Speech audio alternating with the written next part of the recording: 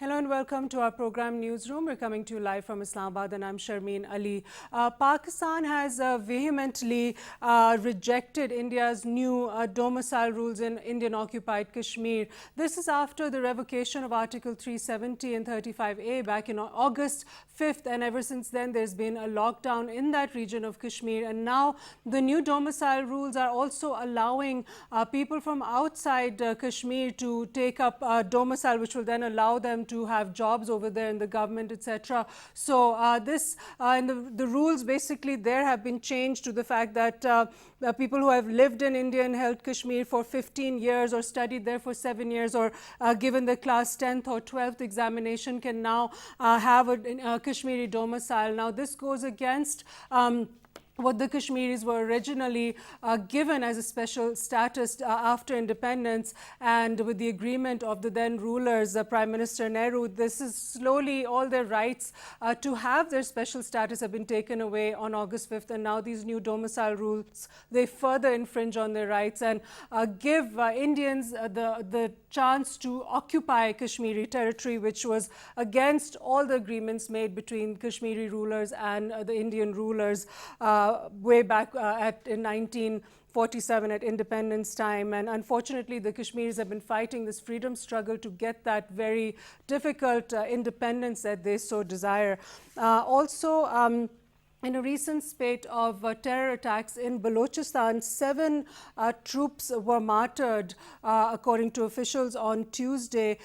These were troops who were there to guard an oil and gas facility. Another attack had another soldier killed. Now, there's been a recent resurgence of terror attacks in Balochistan, and it's a very unfortunate incident because our troops and our armed forces personnel are being martyred. This has to be looked into, that who is behind this. And at the moment, we're going to take a short break because we have a breaking news. We'll come back with our guests. Stay with us, please.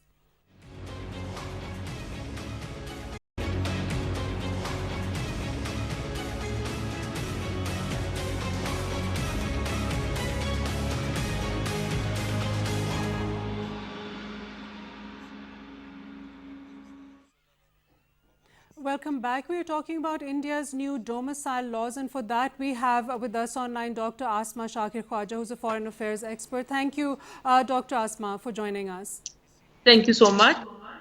Dr. Asma, now these new domicile laws, what we're seeing is basically they're allowing outsiders to come and get Kashmiri domicile, so then they can settle in the region, get jobs, etc. How does this impact the Kashmiris there right now exactly, and just a matter of the overall takeover of Kashmir by the Indian government and the sort of a forceful annexation of their territory? How does this contribute to that? See, as per India, Pakistan, UNO, international community, as per the UN resolutions, they have accepted and acknowledged the right of Kashmiris on their land and their resources and territory. So this new domicile act by India is actually a demographic aggression, and it is denial of the basic right of Kashmiris on their land. And whatever the way India is trying to dilute the Kashmiri ethnicity and Kashmiriyat in the Kashmir conflict, this domicile act is one of the evidences for that. And I would like to bring into your notice that all Kashmiri political parties, Kashmiris themselves, whether have clearly rejected this domicile act. And India, as or like a colonial power, a subjugating power, is enforcing and imposing this law in Kashmir without the will or consent of Kashmiri political parties, political leaders, political leadership, and Kashmiri individuals. And if we see social media, if we see Twitter and see the trends about Kashmiris, how Kashmiris are taking this issue and how Kashmiris are responding to this issue, so that is definitely they are very loud and clear in rejecting this act of aggression by India, because it is an attempt, and like all colonial powers who want to to prolong their occupation on a certain piece of land. India is trying to dilute the Kashmiri identity, and this reminds me that Mr. Atal Bihari Vajpayee, who was the head of BJP before Mr. Modi, once while explaining the resolution for Kashmir conflict or ideal solution of Kashmir conflict, he suggested that there should be a three-pronged strategy. And the three-pronged strategy is Insaniyat, Jamhuriyat, and Kashmiriyat, which means that humanity, democracy, and Kashmiri identity, respect for these three things, will lead India and Pakistan for the resolution of Kashmir conflict. And ironically, Mr. Modi, who is heading the same party, is all his acts and efforts are to deny, destroy humanity, democratic values, and Kashmiri identity in Kashmir. And whether it was the revocation of Article 370, or it is this new domicile law, or it is in the aggressive policies of Indian military, or it is the issue of collective punishment. I'm sure Pakistanis, we all know that the way Indian military, the aggression which Indian military is demonstrating while dealing with the freedom fighters in Kashmir, that is against all human values, because they are destroying, they are following collective punishment, they are destroying the homes of civilians and calling it collateral damage. But sorry, in a gun battle, there is nothing like collateral damage when the military forces or armed militias, Indian armed militias, are burning and destroying the homes of civilians, and looting their valuable commodities and their property. So India is pushing Kashmiris to the wall, to the extent that maybe this is as a student of history, I haven't seen any incident, any one single event in history when the occupant was able to inculcate fear through brutality and torture the way India is trying to do so. So if the historical trends are saying that this is not a I would say fruitful policy. So India's all this subjugation, torture in India, the way India inculcating the fear and the threat of torture among Kashmiri people, that would be a futile effort, and that Kashmiris would refute it, and Kashmiris would bounce back, because So, but when ball hits the ground, yet you it has don't to come up. see the Kashmiri people's resolve getting any less. You don't see them relenting at all. You've seen that this has been a constant sort of a point of where the two sides collide, the Indians, the Indian military and the Kashmiri people as well, and they haven't relented for the past 72 years. Is it that it's a sort of a wait and let enough time go by kind of a policy, so that maybe the Indian government is thinking that eventually Kashmiris will just accept that they're occupied, and now with the recent developments with revocation of their special status, that they will just have to accept it? I'm sure people have seen, you have seen it. The funeral of two martyrs who laid their lives while demanding their basic right to freedom a few days back. And Kashmiri people, Kashmiri individuals, Kashmiri civilians, normal people, general public, they participated in that funeral, and they offered his namaz-e-janaza. So if Kashmiris are afraid of Indian atrocities, or if Kashmiris are ready to bend their knees in front of Kashmir torture by Indian military and Modi regime, so that funeral would not be full of common people, and common men and common public would not be paying their regards, their homage to the martyrs, and extending or expressing their support for their struggle to freedom. So for me, it is the more aggression in the Modi regime and policies of Modi's Kashmir policy is injecting in Kashmir, the more torture, the more fear they are injecting in Kashmir, that is strengthening the resolve of Kashmiris to stand against the brutality, stand against the oppressor, stand against the occupant. And if you can tell me any single incident from history when such occupant through such aggression was able to mitigate, minimize, eliminate the resolve of the resolve of common people for their freedom and for their human rights. Right, It never happened, and it will never happen this time as well. So this is, and this is why during Manmohan regime, during Atal Bihari Vajpayee regime, and when President Musharraf was here in Pakistan, India opted for peaceful resolution of Kashmir. But Modi turned the table, and Modi destroyed all those efforts of 10 years and all we achieved during those years. So if this aggression and all this torture would be fruitful, then why India opted for peaceful resolution? India went, but for me, like, India went to UNO for the peaceful resolution. Why India did not use, or if aggression was a successful technique, why India ran to UNO for in 1947, 48? So right. they always but like all I would say, like all people or nations who are not insane because of this who are intoxicated by this coercive power. India is not ready to learn from its mistakes from the history, and this time Right. as well. And the timing of these domicile laws, the timing that we're seeing right now during this whole community in Kashmir and the entire world being preoccupied with the coronavirus, the timing that we're seeing these new domicile rules come about, it's sort of a very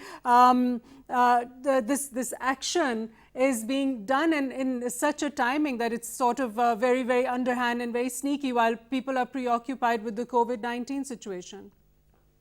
If we see the reviews of international community, the doctors and different medical associations at international levels, they are criticizing Modi's the response by Modi regime to corona, and that is a failed response, and that response has led to more human tragedies in India.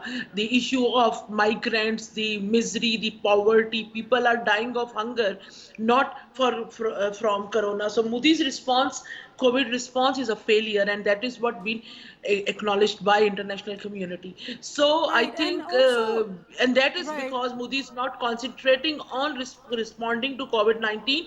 Rather, its focus is to take maximum political mileage and benefits when the world international community, people, common man is busy in fighting corona or to cope with this pandemic. Modi is trying to take advantage of this diversification of attention, and that is why Modi is taking all those unnecessary actions in Kashmir instead of focusing, because one, maybe they don't care about the health, they don't care about the safety of Right. common people and especially of Kashmiris, and that is why Unfortunately, their focus yes. is more. Unfortunately, that is the approach that we see and the general attitude of Prime Minister Modi's government in Kashmir, not caring about the overall well-being of the Kashmiri people in Indian occupied Kashmir. Thank you, Dr. Asma Shakir Khwaja, for being with us, a very renowned foreign affairs expert. We also have now with us Advocate Pervez Ahmed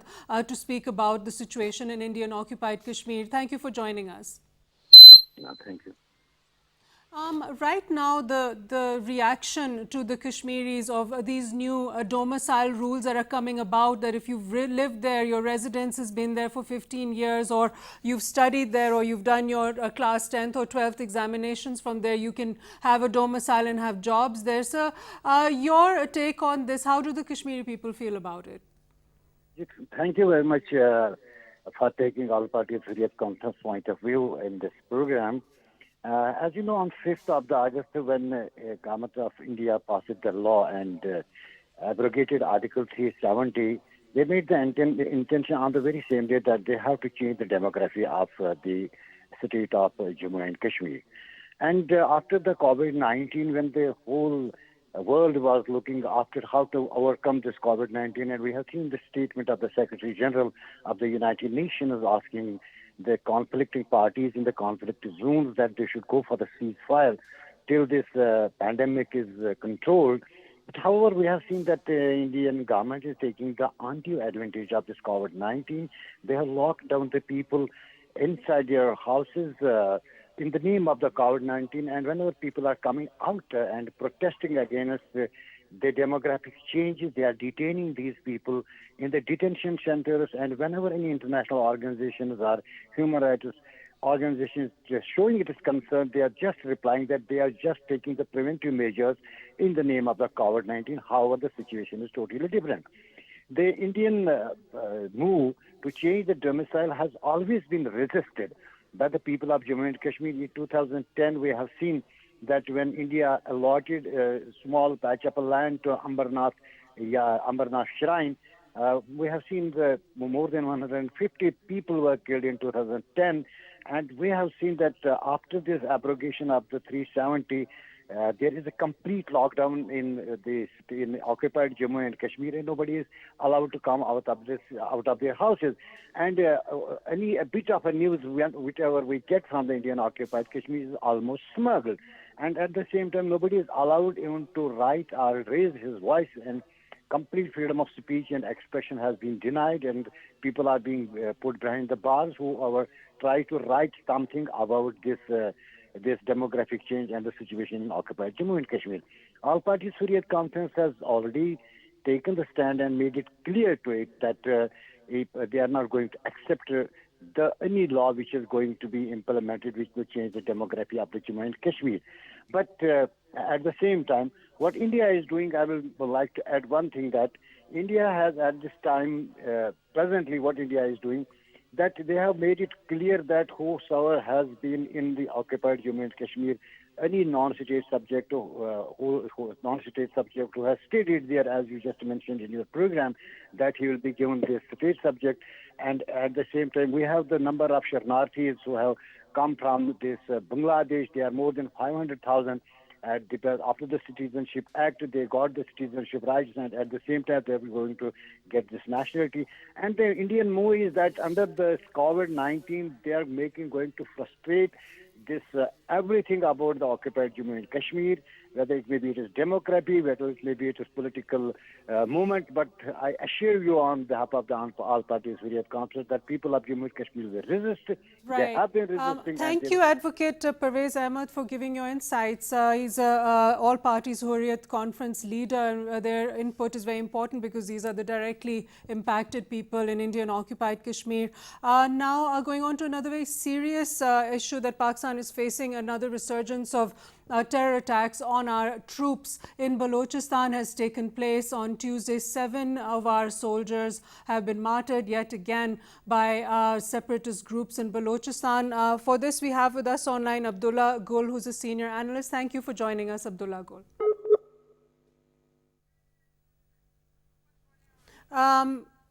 So we have with us online Abdullah Gul. We're trying to get his audio back on track. In the meantime, what we saw was that terrorist attacks in Balochistan martyred 7 of our troops, according to officials on Tuesday. The terrorists used a remotely detonated bomb to ambush a convoy of troops that were assigned to protect an oil and gas facility. Now, these troops were returning home, and this took place in a remote area in a town called Pir Ghaib. And 6 soldiers and a junior commissioned officer and a civilian driver were killed in that. And in a separate incident, another soldier was killed. Another attack happened, and another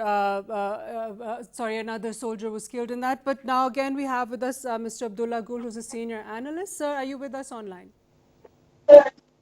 Good, Bismillahirrahmanirrahim. I can hear you well. Unfortunately, it's a very cowardly act, and we can only condemn it.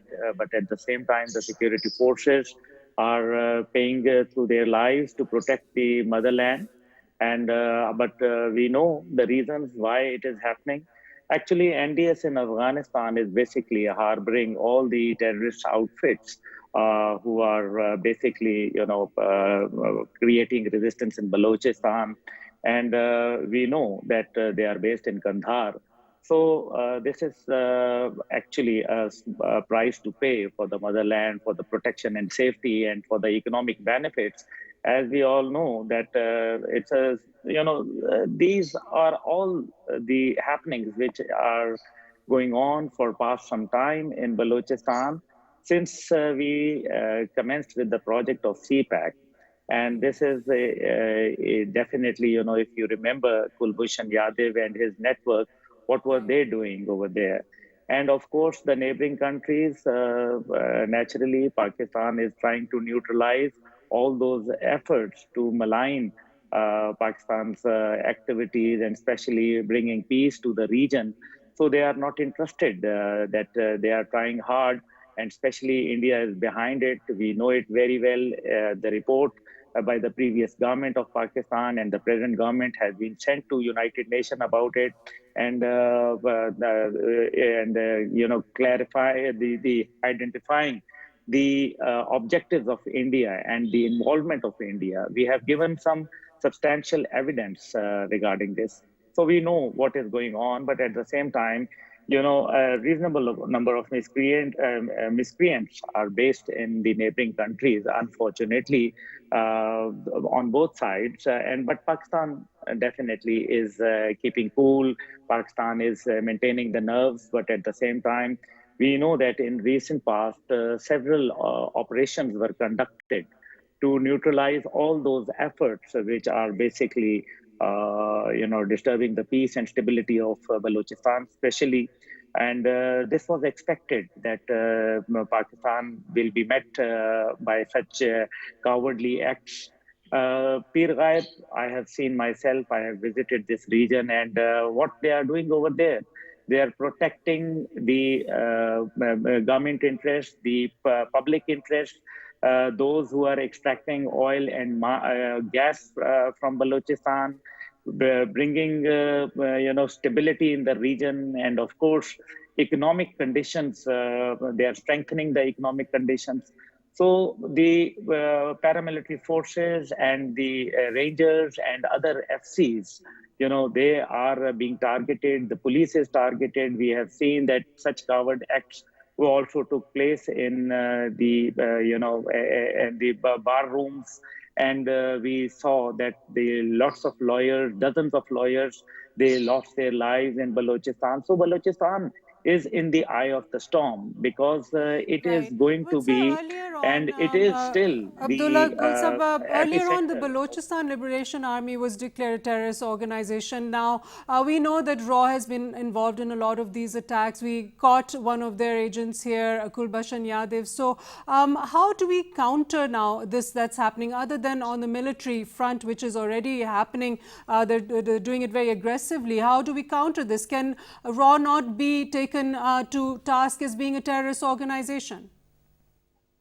Well, RAW should be declared a terrorist organization long time ago because RAW activities are very clear. Their character is dubious, and we have seen that they are anti-human. Actually, they are killing innocent people. They are claiming lives, and they are playing a very bad role in Pakistan. But at the same time, Pakistan definitely with unity, and of course, our government has already taken the case into the International Criminal Court about Kulbhushan Yadav and his network. And yes, naturally, we see that the international community is very silent when it comes to India.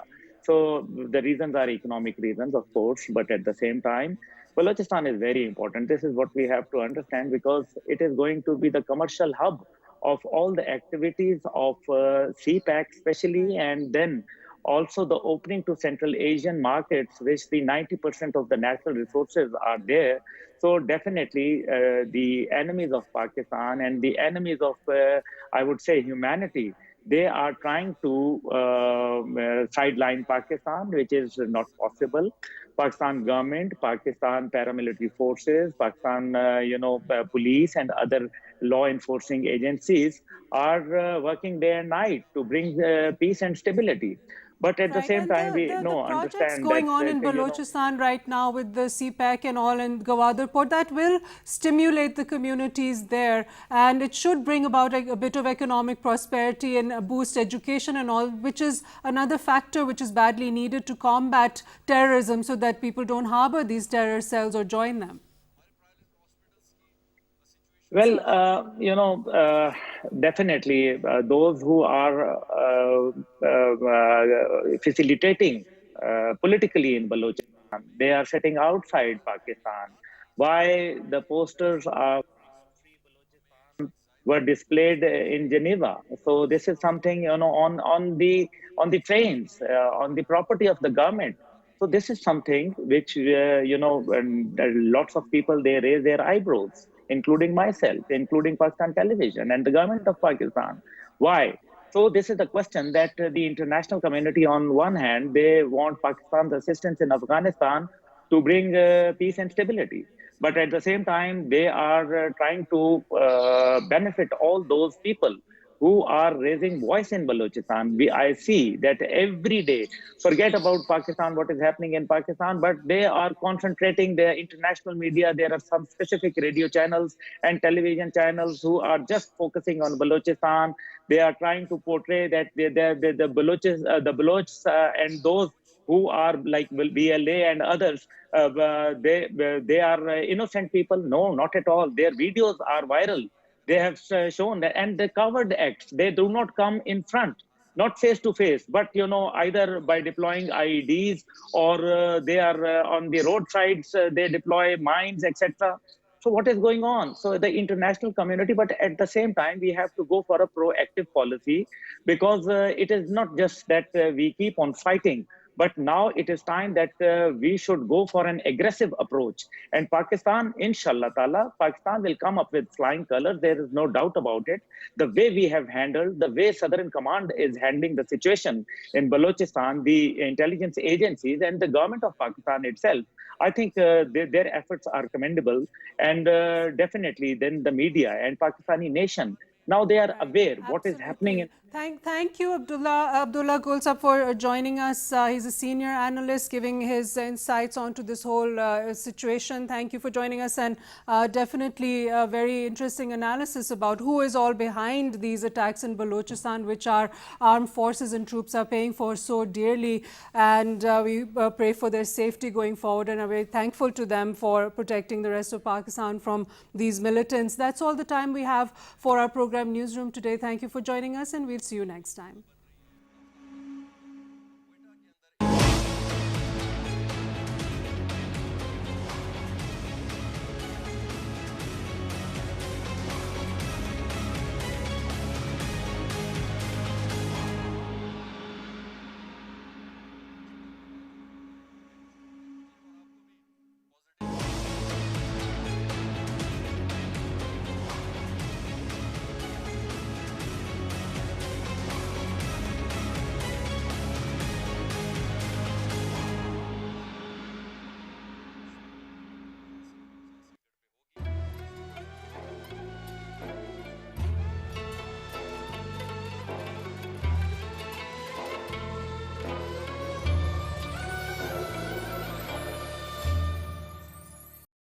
President Trump suspended the contributions to the WHO last month, and now he is saying that he might actually make that a permanent freeze of US funding to the WHO. So that is because President Trump has been criticizing repeatedly the handling of the situation by the WHO of the coronavirus pandemic, and let's see what happens with that situation going forward. And in another very, very tragic incident in Pakistan, again, our soldiers have been